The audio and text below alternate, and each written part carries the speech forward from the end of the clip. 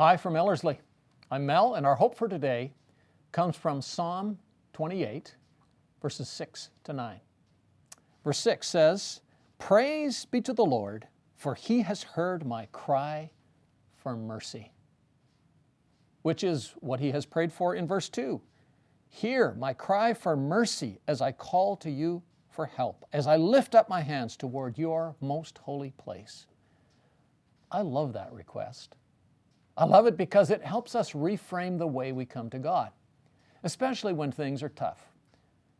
What is one of the standard lines we use today? I didn't deserve this. I deserve better than this. Or the rhetorical question, what did I do to deserve this? And we try to justify in our minds. Why? Because we deserve better. God would want to, or at least God should want to change our situation. But do you realize how confusing it and stressful it is to think that way? Whenever I say, I don't deserve this, am I not really mostly trying to convince myself? Could it be the question, what did I do to deserve this, might be more than a rhetorical question? We can almost hear Hamlet, right? The lady doth protesteth too much, methinks. And what we're doing is we're putting a whole lot of pressure on ourselves to prove we didn't deserve it. What's so freeing about the cry for mercy? Mercy is the cry for those who realize it's not at all about what I deserve.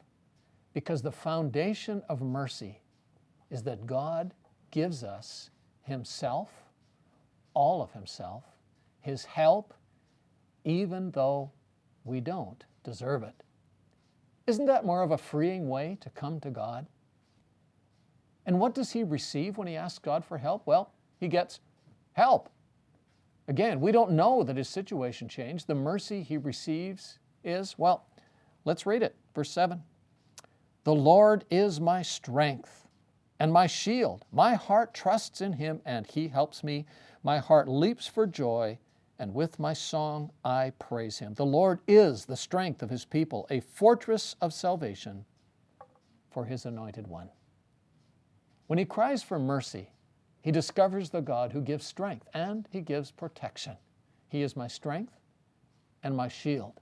I was reflecting on those two words, and what I realized that what he's saying is that with God I can't lose. Because of God, some of the things I'm afraid of won't happen. He protects me from them. He won't allow them to happen to me. But if he does, what I get is the strength to endure them, to grow from them. So with God, I can't lose. I'm covered both ways. I either get protection from trouble or I get strength through trouble.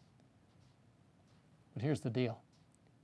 Although I won't lose, I don't get the chance to choose. God is the one who chooses which one it is he is going to give me. And that's where we struggle, isn't it?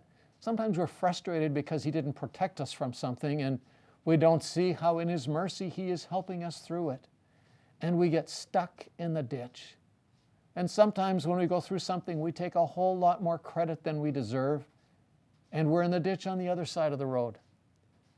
When our son was a preschooler, we had a basketball hoop attached to the roof of our carport.